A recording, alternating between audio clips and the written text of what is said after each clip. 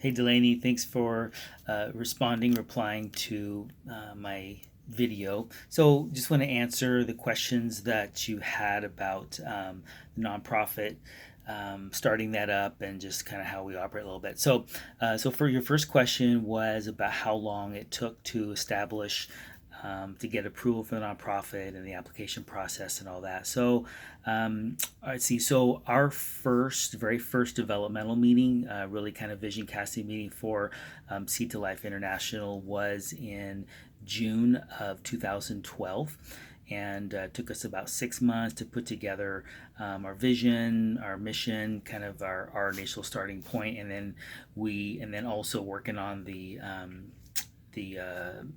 Form 1023, IRS and Form 1023, and then the state corporation and all that kind of stuff. So we worked on all that paperwork as well. We submitted the IRS 1023 form in January of 2013, and we received our approval in mid-March of the same year. So, see, February, March, or see, February, yeah, so basically a couple of months. Sorry, I had to count that.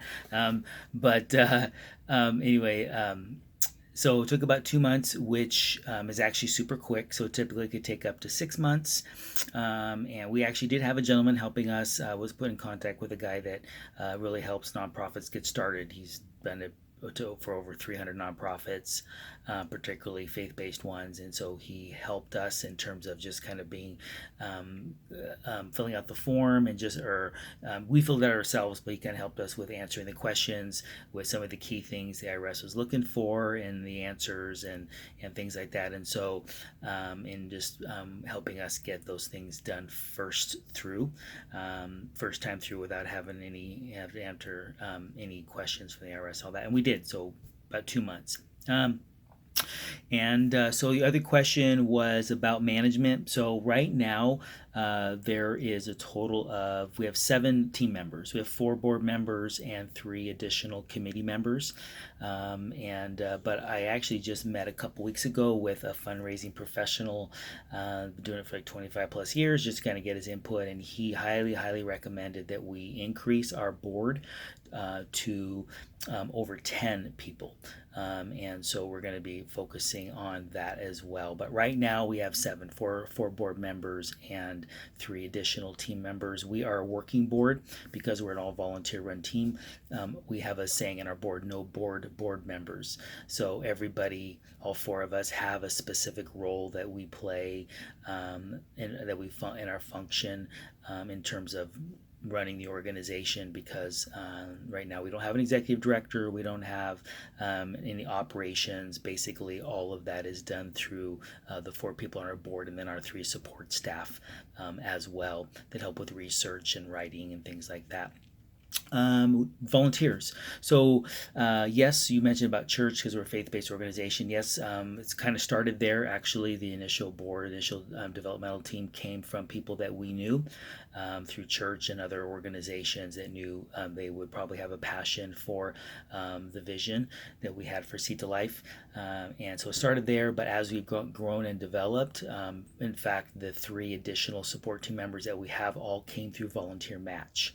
And that's actually been great for us there as well too, just doing really strategic postings. And then your last question about office space. So actually we don't. Our goal from the beginning was to maintain our organization remote because we're all about collaborating. We don't have a need for an office space right now. We don't have a need for a warehouse, any kind of facilities. We're all about networking and collaborating and resources to focus those resources for other organizations. So right now there's no need for us to have an office space, and it's been great for us.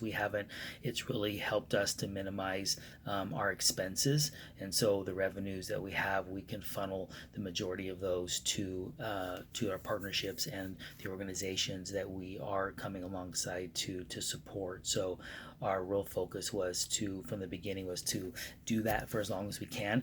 And funny you asked that question, because just today, last couple of days, I've been putting together a proposal. I have a gal that I'm looking at asking to come on board to be kind of a team relations person, specialist and or director, in a role, in a volunteer role. So she's a kind of a cheerleader kind of a person. So one of the challenges with running an all remote team is that you don't see each other face to face. So it's super important to establish and strive to maintain just a strong culture of it within the team, even remotely. And so I'm hoping that she'll say yes to my ask, if she'll come on board and help us to do that, and really having somebody specific to help us maintain that connectivity, the fun, the family culture that we strive to do, and really be an integral part in helping to develop that. So, but that's our goal, is to maintain remote status, and it really greatly minimizes our expenses. So